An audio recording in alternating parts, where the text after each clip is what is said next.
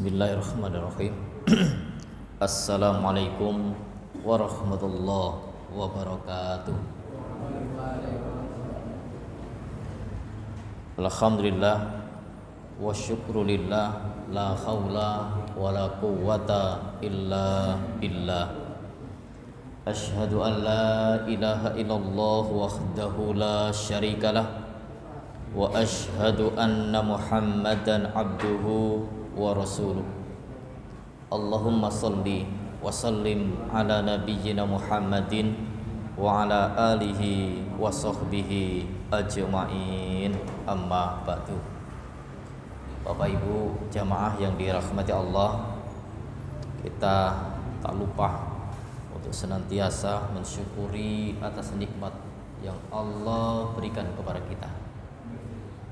Inilah sebagai wujud bahwa kita itu merespon apa yang Allah anugerahkan kepada kita. Maka kalau demikian, Allah tak segan-segan untuk menambah nikmatnya. Allah mengatakan, la in syakartum la zidanakum. Jika kalian mau mensyukuri atas nikmatku yang aku berikan kepada kalian, tentu aku akan menambahnya. Mudah-mudahan kita termasuk orang-orang yang mensyukuri atas nikmatnya. Amin. Salawat dan salam semoga tetap terlimpah kepada junjungan kita Rasulullah Muhammad sallallahu alaihi wasallam. Baik, jemaah yang dirahmati Allah, pada kajian malam ini kita melanjutkan tentang kitab Lu'lu' wal Marjan, yaitu babus sahwi bis sholati wasujudillah. Bab yang menjelaskan tentang lupa di dalam sholat, wasujudillah, dan melakukan sujud sahwi. Nah, ini yang kita akan bahas dalam kesempatan kajian malam ini. Namun insyaallah sujud sahwi nanti kita belum bisa tuntas. Kita pelan-pelan karena hadisnya banyak, sehingga kita akan lebih memahami tentang sujud sahwi itu nanti seperti apa, dan juga ada berapa sujud sahwi itu yang wajib kita lakukan. Nah, baik, hadis nomor urut 334.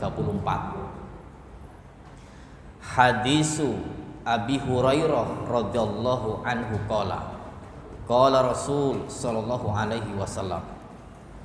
Hadis yang bersumber dari sahabat Abu Hurairah, semoga Allah meridhai, ia berkata, telah bersabda Rasul sallallahu alaihi wasallam, idza nudiyah bis salati adbara syaitan. Apabila azan dikumandangkan untuk sholat, adbara syaitan, nah, setan itu berpaling, melarikan diri. Walahu durat hatta la yasma'al adzan, sambil mengeluarkan kentut agar tidak mendengarkan azan itu. Fa idza qudiyah al adzan aqbala, maka ketika azan itu selesai, aqbala, hadir lagi. Fa idza suwibah biha adbara, dan ketika qomat itu dikumandangkan, setan adbar, berpaling lagi. Fa idza qudiyat taswib aqbala, tapi ketika iqamah itu sudah selesai, ia hadir kembali. Hatta yakhtirah bainal mar'i wa nafsi. Hadirnya itu untuk apa? Untuk mengganggu antara seseorang dengan dirinya. Yaqul, ya, sambil mengatakan setan itu, uzkur kaza, ingatlah ini, kaza, ingatlah ini. Nah, malam yakun yadkur, perkara yang sebelumnya itu diingat. Hatta yadhallar rajulu iyadri kam sholat.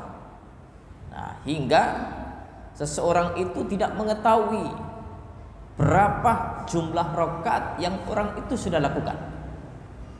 Fa idza lam yadri ahadukum kam shalah, maka ketika orang itu tidak mengerti, tidak tahu salah seorang di antara kalian berapa sholat yang harus ada, berapa jumlah rakaat itu yang sudah diselesaikan, salasan au arba'an, 3 rakaat atau 4 rakaat, falyasjud sajdataini wa huwa jalisun, maka hendaklah ia melakukan sujud sawi sebanyak 2 kali pada posisi orang itu sedang duduk. Nah, ini hadis yang akan kita telaah sehingga nanti kita akan paham bagaimana godaan setan itu hadir dalam diri kita. Kemudian bagaimana setan itu menggoda sehingga jumlah rakaat yang kita lakukan itu sampai ragu. Nah, baik.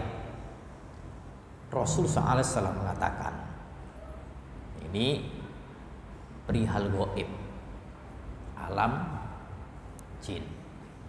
Nah, Rasul sudah dikasih tahu oleh Allah bahwa kejadian ini benar-benar terjadi, dan orang yang beriman mengakui akan keberadaan 2 alam ini. Jin itu berada di alam dunia, tapi bedanya tipis. Ya, ada di dunia ini, bedanya tipis. Kemudian Rasul mengatakan, idza nudiya bis sholati adbar syaitan. Ketika azan dikumandangkan, setan itu lari. Ya, lari, mungkur. Ya. Kemudian walahu duratun khatal asma azan. Lari itu sambil mengeluarkan kentut. Ya, lari terbirit-birit, kentut dikeluarkan hingga tidak terdengar suara azan itu. Bapak Ibu, jamaah yang dimuliakan Allah Subhanahu wa taala. Nah, kita lihat dari setan bisa kentut. Ini memang kentut secara hakiki, bukan majasi. Bukan bahasa kentut itu bisa dipola, tapi memang betul-betul setan itu memang bisa kentut. Setan jenis jin. Nah, setan jenis jin. Tapi nek kapan ono setan jenis menungso. Nah, ono adzan tambah nyengkring. Nah, tapi gak ngentut. Tambah nyengkring ngaduk utawa gak ngereken. Iki setane jenis menungso. Iki akeh yo. Wis nggone pundi-pundi. Ini perdagangan nggih kadang-kadang tetep dodolan ae. Iki gak krasa setan mlebu nang dodolan nang kono. Lah ini kita bahas. Setan lari terbirit-birit hingga mengeluarkan kentut, dan itu adalah memang hakiki sampai Imam Qurtubi dan imam yang lain mengatakan la mani'ah min dzalik. Tidak ada yang menghalangi untuk kentut itu. Ini berarti hakiki. Kemudian idza la ikhalata fihi. Nah, ini tidak mustahil. Tidak mustahil bagi setan itu mengeluarkan kentut li annahu sabata anna syaitan, dikarenakan setan itu sudah kita ketahui bahwasannya setan itu yakulu ya ma'em, wa yasrobu ya minum, wa yatrutu ya kentut, wa yangkih. Nah, setan itu juga nikah. Fala mani'ah min ayyabul. Demikian juga tidak ada bisa menghalangi bahwa setan itu juga pipis. Pipis. Sehingga larinya setan, nah, untuk apa? Jangan sampai terdengar suara adzan. Ini karena memang betul-betul panas, betul-betul benci, ingin menjauhkan dari kalimat syahadatain. Dikarenakan ketika azan itu seorang mengumandangkan kalimat tauhid, sejauh-jauhnya setan melarikan diri itu. Sampai-sampai ketika Rasul menyebutkan hadis, ya, inna syaiton idza sama'a nida bisalat. Ketika setan itu mendengarkan azan untuk salat, dhahaba hatta yakuna makana rauha. Sampai setan itu pergi melarikan diri ke tempat rauha. Sulaiman yang membawa hadis ini sampai mengatakan, qala Sulaiman mengatakan, sa'altuhu an rauha. Aku tanya tentang rauha. Maksudnya jaraknya itu sampai seberapa? Maka mengatakan hiya minal Madinah sittata wa thalatsuna milan. Itu rauha itu nama tempat di daerah Madinah. Jauhnya 36 mil. 36 mil adoe. Loh, sak mil niku pinten? 1000 ngoten. 5 mil kan 3 mil 5 kilo. 1 mil 1406. 1406 berarti setengah kilo setengah kan dia. Setengah kilo setengah. Ping 36. Berarti pinten kilo. Loh, Masya Allah, saking kuwedene. Nah, untuk jarak umpama wonten adzan melajeng sampai setebih-tebihne 35 kilo nggih mboten kepireng kan. Oh. Mboten kepireng. Larine teng pundi? Dan wis kondisi yang seperti ini, lari ke sana kemudian ada adzan lagi, di sana ada adzan lagi. Tapi yang jelas di tengah-tengah laut kemudian lari ke gunung-gunung, mereka tidak akan bisa mendengarkan adzan itu ketika lari yang sangat jauh. Keweden. Kenapa? Karena adzan itu isinya kalimat tauhid.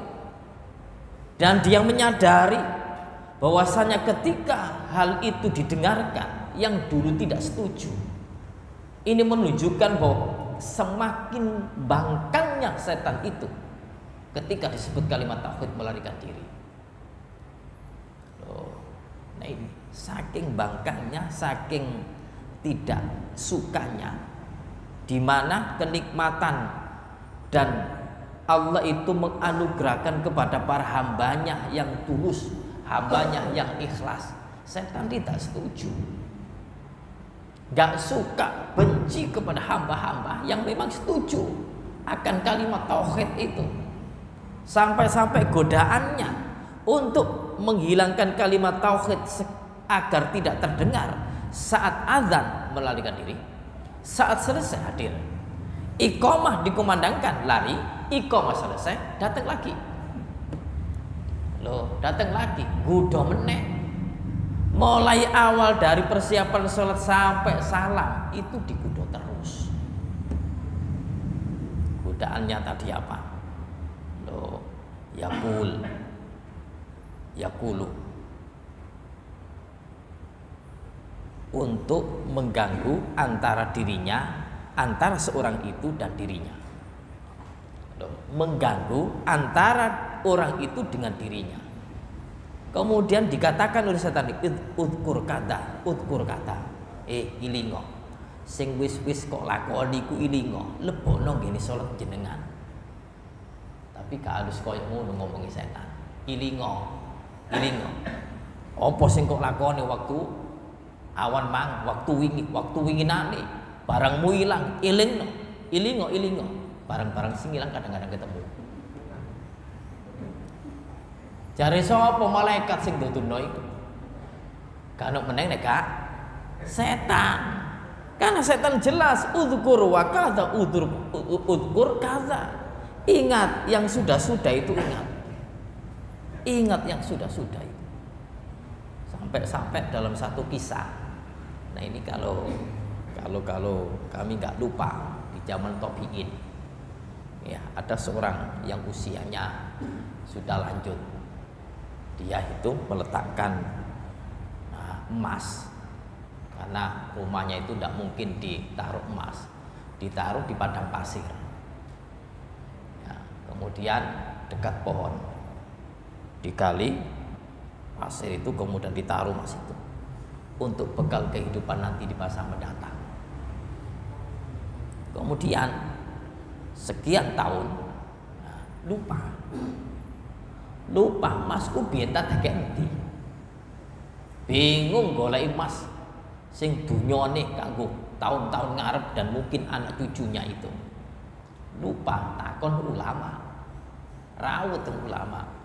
Gus, kula singen niku nate nyimpen emas sakmene oke, saniki lali kene. Pripun iki? Ya, ulama iki matur ngeten tok, Pak. Nek ajene ngoten, jenengan nate nyimpen emas terus lali saniki, jenengan salat. Jenengan salat. Loh. Barang sarate ulama kalau wau dipun suwun salat piyambakipun nglampahi salat. Nah, barang salat mulai awal mulai gremet-gremet.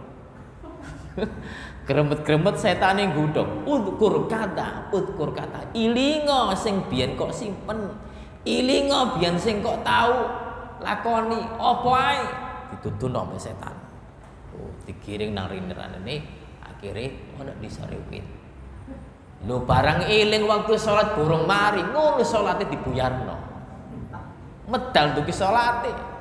Iki nek kapane pompong eling gak tak selesaino. Gak tak marekno salat, maksudnya iki gak langsung keluar, nanti takut lupa lagi. Ya, ketika ingat salat belum selesai, dia langsung keluar. Barang ketemu, kemudian lapor ke syekhnya itu. Syekh, alhamdulillah matur nuwun. Pun kepanggih mas kula niku. Kene pun dikepanggih waktu salat. Maksudnya di waktu salat ketemu. Lah terus salatmu kamu tidak lakukan. Iya, mau tengah-tengah salat kula kepanggih. Akhirnya kula medal. Waduh, dudu ngene sing tak maksud iku. Salat selesai kemudian doa karepe.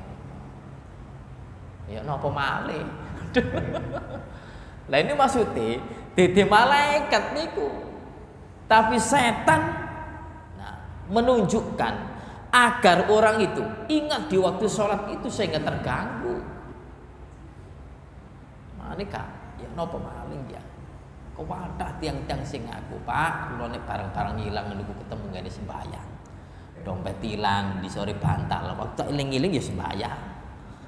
Kompor murup aku sembayang yo iling. Lho, komporku mah gurung tak pateni. Akhire yo apa? Mesti nek iling langsung inget kemudian nanti diselesaikan. Nah, ini setan Bapak Ibu. Setan menggoda itu. Jangan dikira Gusti Allah ditulung kula waktu sholat. Enake ono endi carane. Nah, ini jelas hati sini. Hati sini jelas. Nah, saya Bapak Ibu, ya, di dalam penjelasan ini ya menurut Imam Al-Mukhallih, menurut Imam Al-Mukhalla, beliau mengatakan dalam kitab Irsyadus Sari, sarah kitab Sahih Bukhari, beliau mengatakan tentang setan menggoda manusia ini memang seperti yang kami kutip tadi, bahwa larinya setan itu gara-gara ada kalimat tauhid. Mereka lari sejauh-jauhnya sampai tidak terdengar. Nah, kemudian dia takut akan karunia yang Allah berikan kepada hambanya yang mereka patuh kepada Allah Subhanahu wa Ta'ala. Kemudian rasa takut yang luar biasa inilah menyebabkan setan mengeluarkan kentut. Oh, wong nek kompeten biasae, kompeten sampai kepentut. Nah, kompeten duduk perkara masalah agama ya. Kadang-kadang ditagih utang ya. Kompeten ono wong nagih nang omahe kentut prat-prat ae liwat burih pelayu. Kompeten sebabnya karo sing digawe nyaur. Loh, kadang-kadang ngoten. Nah, ini sekilas saja karena memang di lapangan ya tidak jauh berbeda. Nah, kemudian demikian juga iqamah. Nah, Bapak Ibu, di dalam panggilan dua itu, azan dan iqamah, ini merupakan kalimat yang istimewa. Di situ ada kalimat tauhid yang kelak nanti siapa yang mendengar atas muadzin yang memandangkan adzan ini nanti akan menjadi saksi di akhirat. menjadi saksi di hari kiamat. Di dalam hadis dijelaskan fa innahu la yasma'u mata sautil muadzin, bahwa tidaklah seorang itu mendengarkan azannya muadzin. Yang mendengarkan siapa saja, jin juga mendengar. Niki nek jin-jin sing apik malah mirengaken ngrungokno sampai rampung. Nek jin sing setan golongane penggoda maka lari. Wala ins, demikian juga manusia.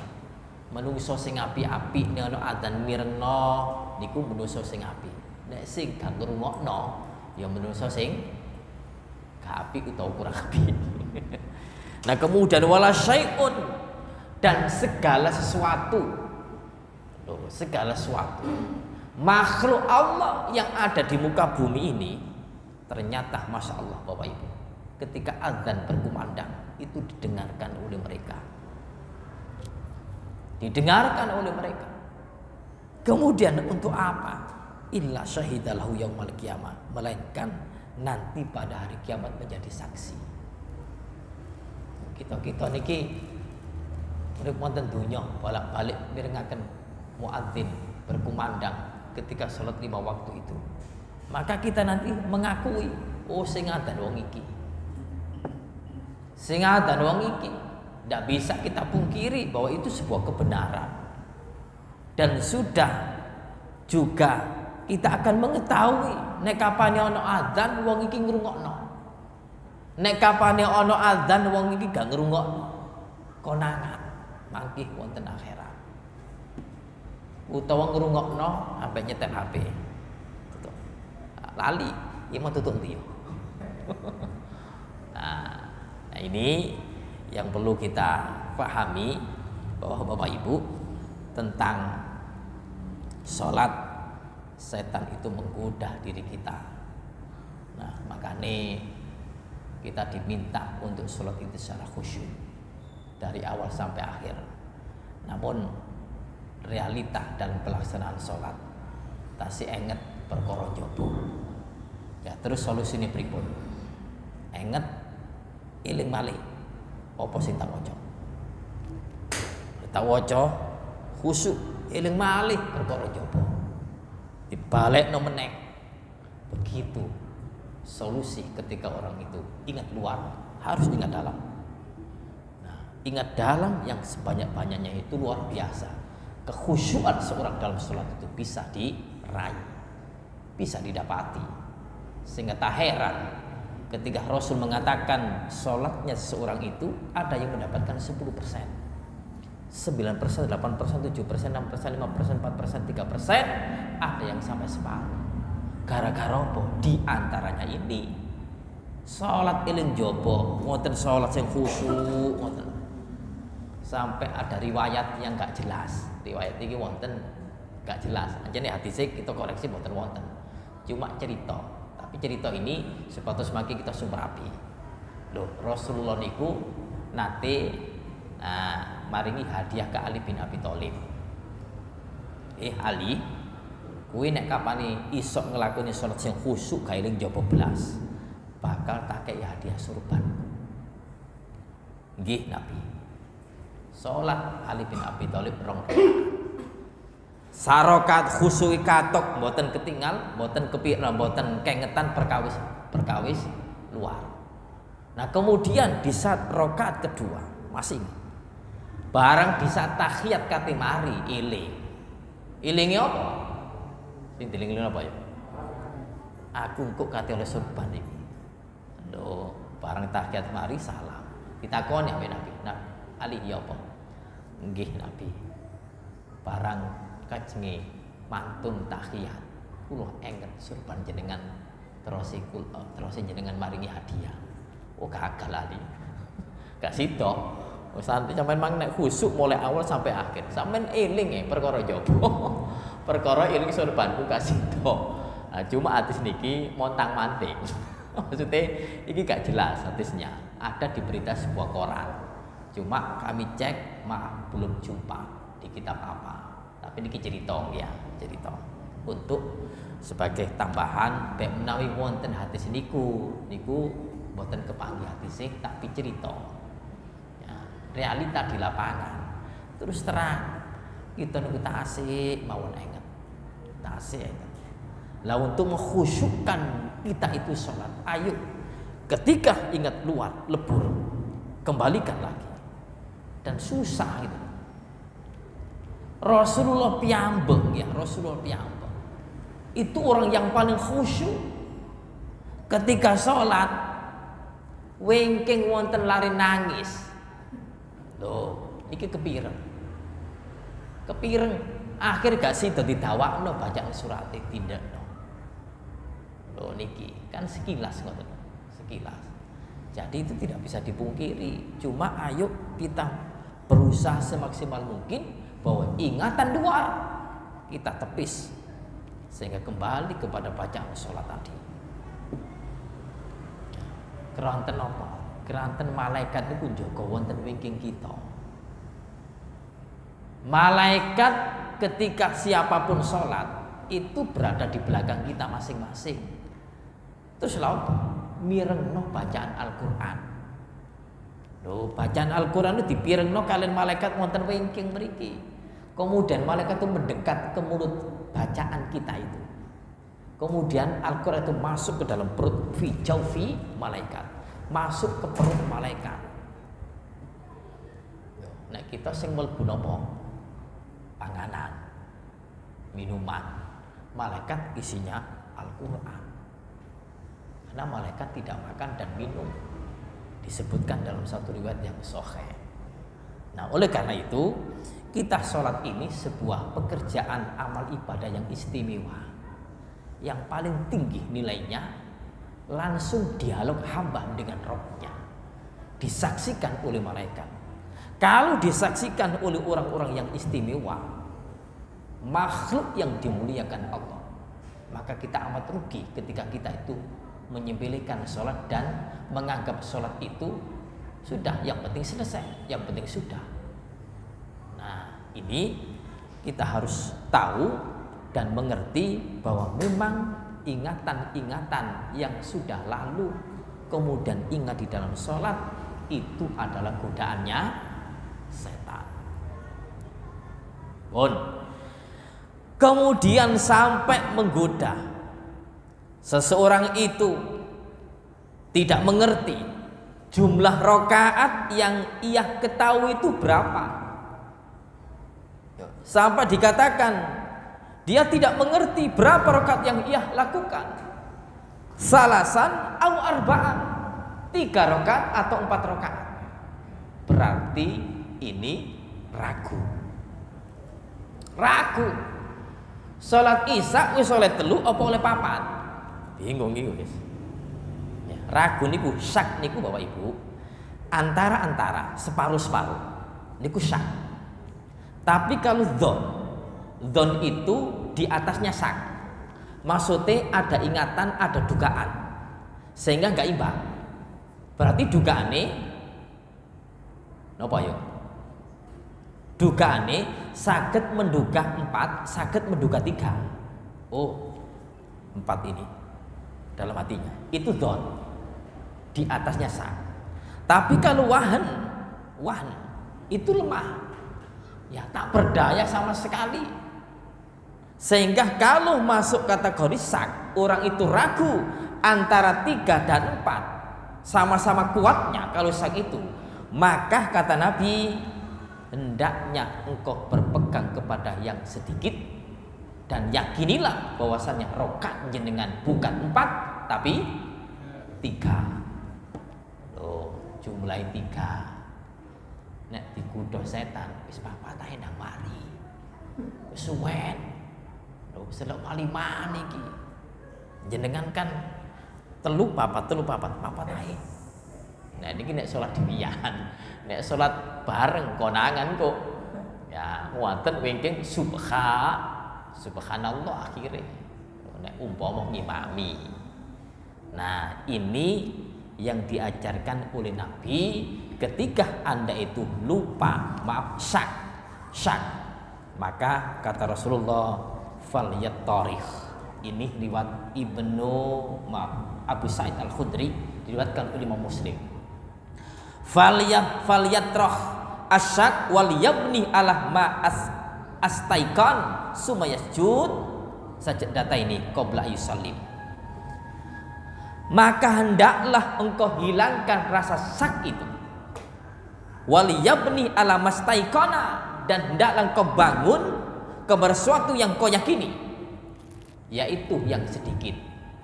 Tuh, nek telu papat berarti telu, loro telu berarti loro, siji loro berarti siji.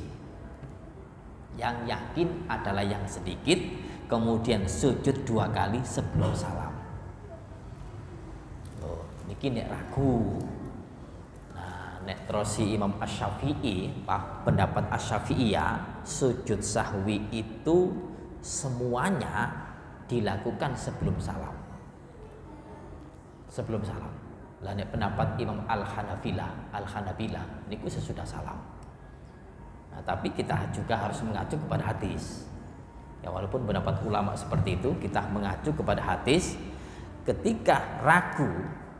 Nah, kata Rasulullah, buanglah ragu itu, karena ragu itu tidak ada lebih, semuanya sama, maka diambil yang sedikit, kemudian sujud sahwi sebanyak 2 kali dilakukan sebelum salam. Sebelum salam. Ingat, sujud sahwi itu sebanyak 2 kali. Kalau jamaah imamnya sujud sahwi, makmum wajib sujud sahwi. Wajib. Nah, wajib sujud sahwi. Ini sebagai bentuk penyelesaian atas keraguan tadi. Bukan sunnah, tapi wajib hukumnya. Ini satu dulu tentang ragu. Saya ulangi, al yakinu la yuzanu bisa. Yakin itu tidak bisa dikalahkan dengan keraguan. Maksudnya, seandainya 3-4 sing yakin telu wis ketok welo-welo, dugaan 3, ya sudah hitung 3. Ya, kalau sudah yakin 4 berarti 4. Tapi kalau ragu itu tengah-tengah, nggak bisa dipegang. Makanya dipegang berarti berapa? Yang sedikit. Nah, di dalam hadis yang lain Bapak Ibu dikatakan, disahihkan oleh Imam Ibnu Khuzaimah, bahwa man syakka fi sholatihi, barang siapa yang ragu dalam sholatnya, falyasjud sajadataini, maka hendaklah ia sujud 2 kali ba'da ma yusallim. Loh, ini ba'da ma yusallim, setelah orang itu salam. Oh, ini ada 2 hadis. Berarti ragu dalam jumlah rakaat itu sujud sahwinya boleh dilakukan antara sebelum salam dan sesudah salam. Ada 2. Dan sujud sahwi 2 kali pakai takbir, sebab perubahan gerak dalam sholat itu pakai takbir. Loh, perubahan gerak dalam sholat pakai takbir. Lah ini ketika sujud Allah dalam duduk ya, dalam duduk, falyasjud sajadataini wa huwa jalisun, hendaklah ia sujud 2 kali sedangkan dia dalam keadaan duduk. Mau salam, bagaimana pelaksanaannya? Sudah selesai total bacaan tahiyat, sak doa pisan. Kadang-kadang kan kita ndonga ya, kanjeng salam niku lho, Allahumma inni a'udzubika min adzabi itu diselesaikan dulu, kemudian sujud pakai takbir Allahu Akbar. Bacaannya persis atau sama seperti sujud dalam sholat-sholat itu. Subhanakallahumma rabbana wa bihamdika Allahumma ighfirli. Subhan rabbiyal a'la, subhan rabbiyal a'la, subhan rabbiyal a'la. 1 kali sujud, kemudian takbir lagi Allahu Akbar. Ini kan duduk antara 2 sujud kan ya. Di antara duduk 2 sujud itu tidak ada doa. Karena perintahnya sujud 2 kali. Jenenge sujud 2 kali, bukan ngeten, sujud ngoten boten. Jadi sujud Allahu Akbar 1, Allahu Akbar, duduk. Kalau sendirian kan enak, Allahu Akbar, mapan pun duduk ya. Tapi kalau jamaah Allahu Akbar, kita kan ya punya perasaan, oh iki jamaah wis lungguh. Nek wis lungguh, takbir mali sujud. Allahu Akbar. 2 kali. Ya, kemudian tampil lagi Allahu Akbar. Sujudnya ini sebelum salam, kemudian setelah selesai salam, setelah selesai sujud 2 kali, maka dia salam ke kanan dan ke kiri. Pun mantun. Niki nek kapane dipun lampahi saderenge salam. Kalau sesudah salam, man sakka fi sholati falyasjud sajdataini ba'da ma yusallim. Siapa yang ragu dalam sholat tadi, dia sudah berpegang kepada yang yakin, maka ia tetap sujud sahwi, boleh sesudah salam. Lah pripun nek kapane sak mantune salam? Mantun salam usai sholat itu, assalamualaikum warahmatullahi wabarakatuh. Assalamualaikum warahmatullahi. Ragu tadi. Nah, kemudian dia melakukan sujud 2 kali. Allahu Akbar. Doa. Subhanakallahumma rabbana wa bihamdika Allahumma ighfirli. Allahu Akbar. Tanpa doa. Allahu Akbar. Subhanakallahumma rabbana wa bihamdika Allahumma ighfirli. Allahu Akbar. Ditutup dengan salam. Tuh, mboten sujud toh, tapi ditutup dengan salam juga. Assalamualaikum warahmatullahi. Assalamualaikum warahmatullahi. Saged tepuk tangan ya. Nah, sujud sahwi. Nah, kalau ada penjelasan doae napa? Allahumma la yashu wa la yanamu ya. Nah, niku tidak jelas hadisnya. Loh. Imam Ibnu Hajar Al-Asqalani la aslalahu. Beliau mengatakan tidak ada sumbernya hadis ini. Tidak ada sumbernya. Nah, terus bagaimana? Kembali kepada doa sujud-sujud biasa, yaitu subhanakallahumma rabbana wa bihamdika Allahumma ighfirli, atau yang lain. Ini kadang-kadang kita jumpai buku-buku niku nggih doa ngoten wau. Niku pun ngantos damel doa itu kembalikan kepada sujud biasa itu. Itu doa sujud sahwi. Lah terus bagaimana pelaksanaan mungkin ketika orang itu dilakukan setelah salam?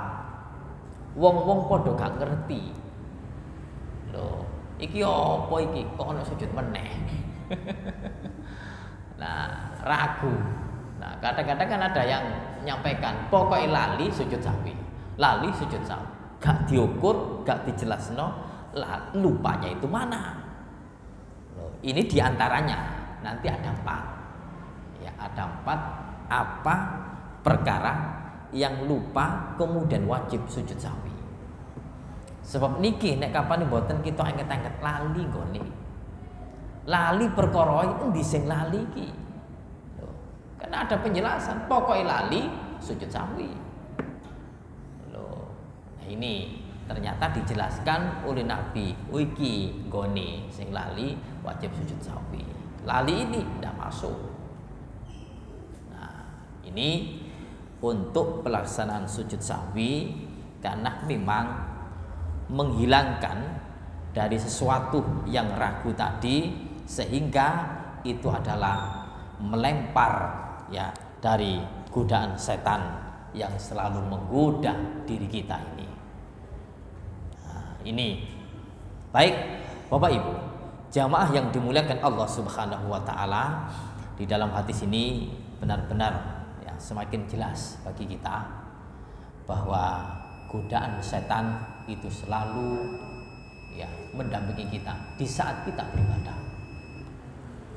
Kemudian terbayang-bayang pikiran kita kesana kemari di dalam sholat, itu setan sing godho. setan sing ngundang. Sebabnya apa? Kita diperintah untuk khusyuk. Nah, diperintah untuk khusyuk. Kemudian ketemu barang-barang di luar, niku dudu malaikat sing duduno. Setan. Nah, kemudian lupa di dalam sholat. Lupa dalam sholat. Di antaranya ini ragu. Tidak bisa kita pilih mana yang benar. Tapi kalau sudah diduga itu kuat, oh ini 4, ya sudah, tidak ada sujud sahwi. Nah, tidak ada sujud sahwi. Kalau sudah kuat, wah kuiling, papat saiki. Iling, berarti tidak ada sujud sahwi. Kalau ragu, 3, 4, 3, 4. Ambil yang 3. Kemudian nanti sujud sahwi boleh sebelum salam atau sesudah salam. Pun, ngoten. Wonten sing sampai akan nggih. Setan selalu menggoda manusia. Ya. Ini di medsos akhir-akhir ini banyak yang dinawarkan untuk menghapus melawan setan ini dengan mandi dengan air garam apa di dunia. Iya. Bagaimana? Bisa. Oke. Sering kita jumpa itu ya di TikTok. Nah, ya. Ada garam sudah ruqyahan. Sebetulnya ruqyah syariah itu memang bisa. Ya, bisa untuk dilakukan. Namun ruqyah sing paling mandi niku ruqyah piyambak. Ya, diri kita ruqyah sendiri. Itu yang paling mustajabah. Ya. Untuk ruqyah itu kan ada doa-doa. Sebetulnya ketika kita itu melakukan sesuatu kemudian pakai doa, itu sebetulnya ruqyah. Ruqyah itu ada 2, ruqyah syariah dan ruqyah syirkiyah. Ruqyah syariah itulah yang dibenarkan. Di antaranya, oke, kalau kita meruqyah air, kita meruqyah barang, kemudian kita pakai mandi, sah-sah saja. Karena ini barang ruqyah, kita bacakan. Hanya cukup kita bacakan doa. Tapi yang membaca konsekuensinya. Nah, konsekuensinya ini memang agar doa ini dikabulkan oleh Allah, orang ini patuh dan taat. Nek kapane wongi gedua brus, salate yo arang-arang, wongi bijukan, ngruqyah gak makan. Koyok lading lu sik nayek. Nek wongi bersih, insyaallah. Oh, bablas setane. Semua kita sudah bisa sebetulnya. Caranya 1, tadi harus patuh taat, konsisten dalam agama ini. Insya Allah doanya mustajabah. Yang kedua, ketika akan meruqyah, tolong bersih dulu. Artinya tidak boleh hadas. Nah ini karena istiqomahnya orang itu berwudu nanti akan akan terhindar dari godaan setan. Nah, nek apa nih gak wudu lain. Sebab nanti kalau berbicara tentang wudu itu manfaatnya besar gitu. Di antaranya menghindarkan godaan setan. Wudu dulu. Kemudian kalau ruqyahnya itu setelah maksudnya pas azan Isya, kemudian ini ruqyah apa azan? Sholat dulu didahulukan, kemudian meruqyah. Nah kemudian umpama pakai air ini ya, kita bacakan. Doanya banyak memangnya. Kalau memang Al-Quran boleh, bisa surah Al-Fatihah. Karena Nabi pernah mengasisi sahabat yang meruqyah pakai Al-Fatihah langsung waras. Al-Fatihah, Al-Baqarah 1 sampai 5. Kemudian Al-Baqarah lagi 162, 163. Kemudian Al-Baqarah 255 itu ayat kursi. Al-Baqarah 286 2 ayat terakhir itu. Ali Imran 1 sampai 10, As-Saffat 1 sampai 10. Kemudian Ar-Rahman, ada yang masyhur jin itu. Terus paling akhir 3 kul. Itu kita baca aja. Mboten apal Pak kul. Al-Qur'an dibaca. Dan mujarab lagi Al-Baqarah 102. Wattaba'u ma tatlu syayatinu ala mulki Sulaiman itu juga landep niku. Ya dengan waos sudah kita minum ya, kemudian sehingga tidak perlu beli gitu. Itu kita bisa gitu, kita bisa. Mana ru'yah sing paling landep ru'yah piyambak. Kalau memang mau ngising gak patek kuat lemah imane, maksud ngapunten ya, corok pingin bantuan orang lain itu sekedar minta bantuan toh. Nah, di antaranya beli air ruqyah tadi. Kemudian ada sabun daun bidara itu. Daun bidara ambil 7 masukkan. Kemudian diruqyah di situ. Nah, itu intinya. Ngeruqyah diri sendiri loh ya. Bukan ngeruqyah untuk orang lain, nanti efeknya harus ada ilmu-ilmu lagi. Sebab nanti meruqyah orang lain langsung sembarangan, wonge kesurupan diruqyah, saged diaperkat. Saged dipukul, saged ngamuk. Nanti ada strategi untuk ruqyah itu, meruqyah rumah, meruqyah kantor. Ngoten untuk piyambak mawon riyin. Ngoten? Ya. Demikian apa yang kita kaji, mudah-mudahan bermanfaat. Akhirul kalam kita tutup dengan doa kafaratul majelis. Subhanakallahumma wa bihamdika asyhadu an la ilaha illa anta astaghfiruka wa atubu ilaik. Wassalamualaikum warahmatullahi wabarakatuh.